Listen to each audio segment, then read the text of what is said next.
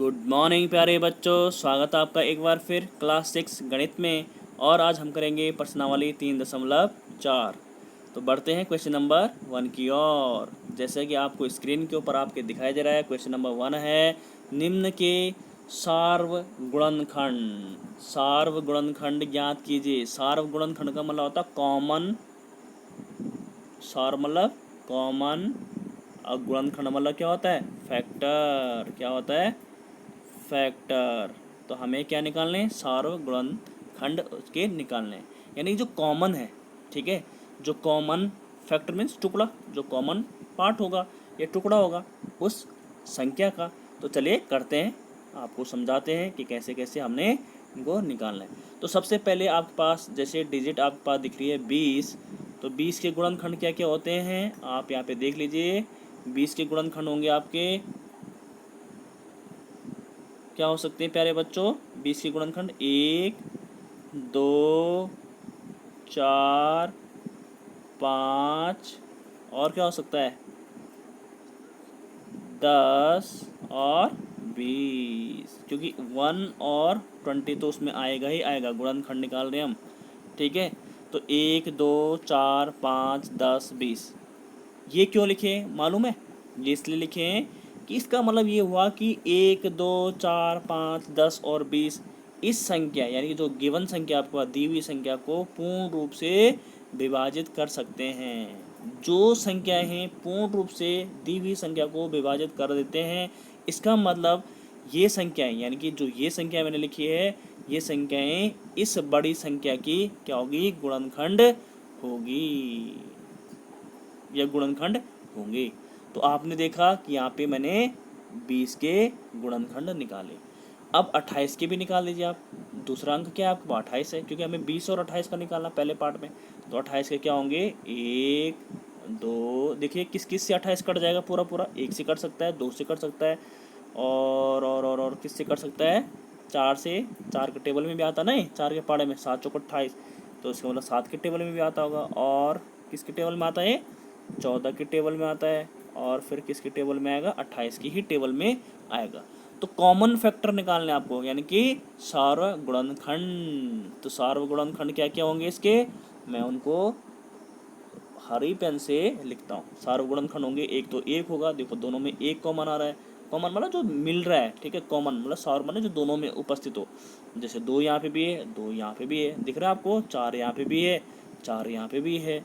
और बस ठीक है। इसके बाद 7, 14, 28 है यहाँ पे 5, 10, 20 है। तो सार्वगुणनखंड क्या निकले? 1, 2, 4। क्या निकले प्यारे बच्चों? 1, 2, 4।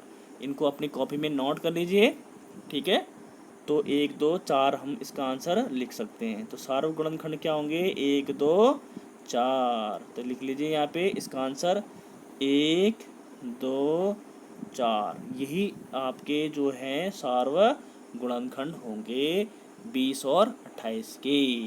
ठीक है, बढ़ते हैं प्यारे बच्चों बी पार्ट की और 15 और 25 के बीच हमें निकालने हैं सार्वगुणनखंड यानी कि कॉमन फैक्टर। तो बी पार्ट है 15 के क्या क्या होंगे? देखिए मैं इसका बी पार्ट कर रहा हूँ। 15 के होंगे 1, 3, क्योंकि 3 का भी भाग चले जाता है 15 में, 3, 5 और खुद क्या होगा? 15 होगा। दूसरा है 25, तो 25 के क्या होंगे? 1, 5 और खुद क्या होगा? 25। देखो इसके बीच और कोई संख्या है जो 25 को काट दे पूरी पूरी? नहीं। तो आपके पास आप देखेंगे जो कॉमन फैक्टर आए, कॉमन मतलब जो दोनों में मिक्स हो रहे हैं, जैसे ये देखो 1, 1 और 5 और कोई है? नहीं है। तो आपका आंसर आएगा 1 और 5, यानी कि कॉमन फैक्टर यानी कि सार्वगुणनखंड 1 और 5 है। ऐसी आप सी पार्ट 35 और 50 के भी निकाल सकते हैं प्यारे बच्चों। 35 और 50 के क्या होंगे? चेक कर लेते हैं। 35 और 50 के क्या होंगे? देख लेते हैं एक बार। आप वीडियो को जब नोट करोगे अपनी नोटबुक में, वीडियो को पॉज भी कर सकते हैं, ठीक है, रोक के आप कर लेना। ठीक है प्यारे बच्चों, तो 35 का कैसे करोगे आप? 35 के गुणनखंड क्या होंगे? 35 के होंगे 1, 5, 7 और किस किस का भाग चले जाता है 35 में? चेक करिए। और 35 यही तो होंगे। देख लीजिए आप, 1 5 5 7 35, 7 5 35, और तो कुछ होता नहीं है, और 35 से कम 35 ही होगा, तो ये हो गया। और 50 के क्या होते हैं, 50 के देखिए 1 2 से भी चले जाता है 50 में, फिर 5 से चले जाएगा, फिर 10 से जाएगा, और फिर आपका 25 से जाएगा, और फिर खुद 50 से जाएगा। किससे जाएगा, 50 से। ठीक है, तो कॉमन क्या निकला, कॉमन चेक कर लेते हैं, मैं हरी पेन से लिख लेता हूँ। कॉमन निकला 1 और 5, देखिए ये 5 मैंने कर लिया, 5, और क्या निकला, और कुछ नहीं निकला, तो कॉमन निकलेंगे आपके 1 5। क्लियर है, आप चेक कर सकते हैं। ऐसी जो डी पार्ट है 56 और 120, उनको भी आप अपनी नोटबुक में लिखिए और उनके सारे फैक्टर ज्ञात करिए पहले, और उनमें जो सार्व होंगे, सार्व मतलब जो कॉमन होंगे, उनको कॉमन मतलब जो दोनों में मौजूद होंगे उनको आप लिख लीजिएगा।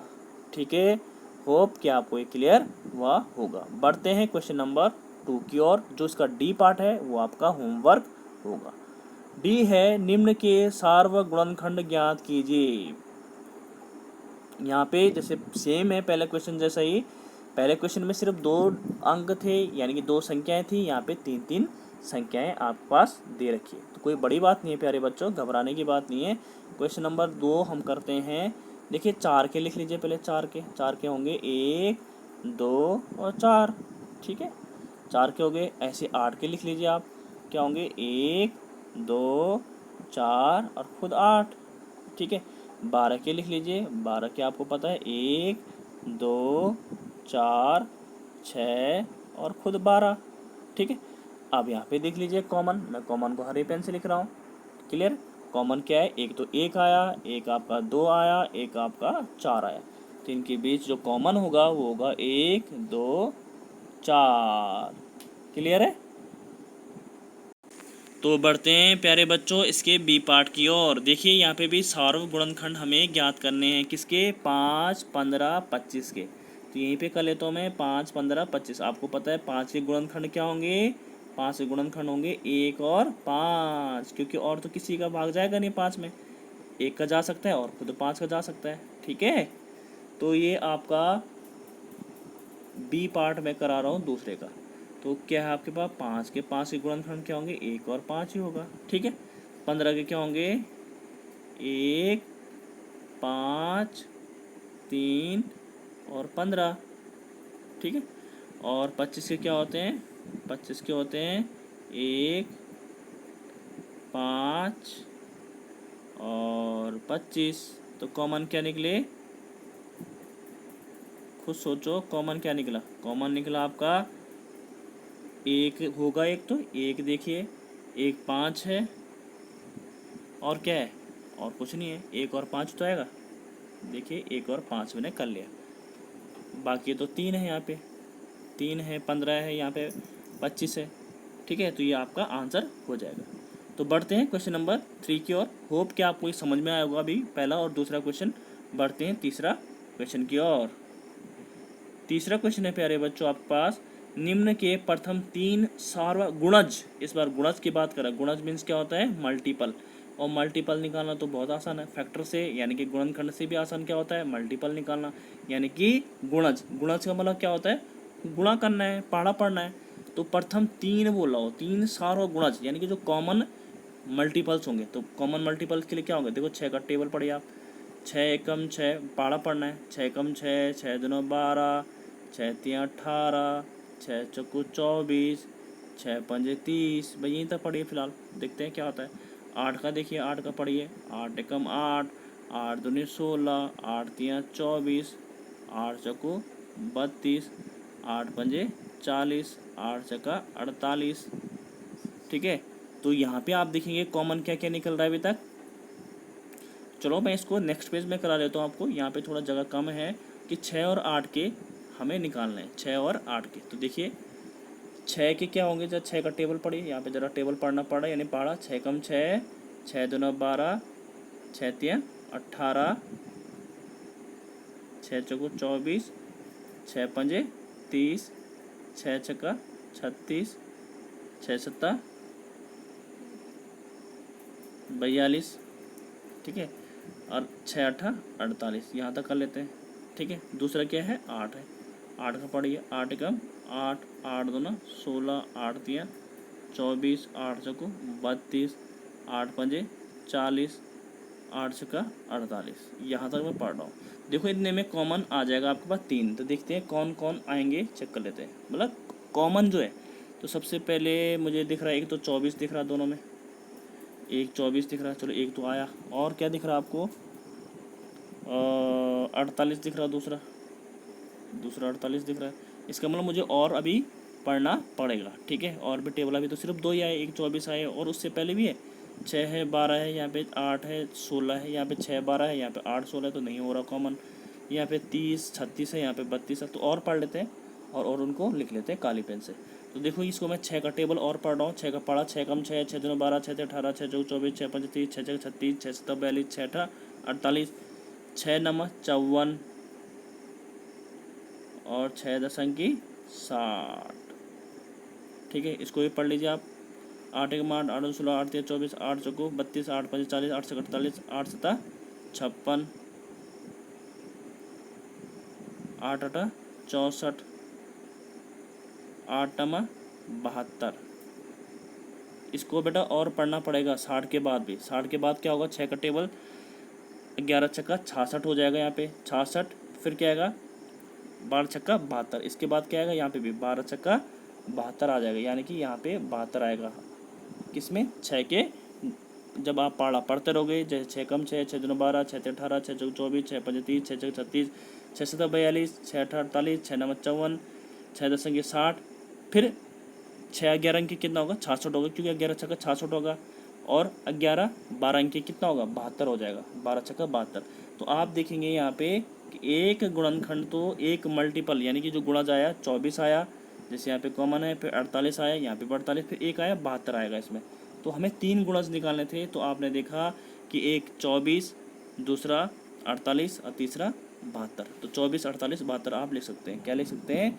24 48 और 72 आपका आंसर होगा।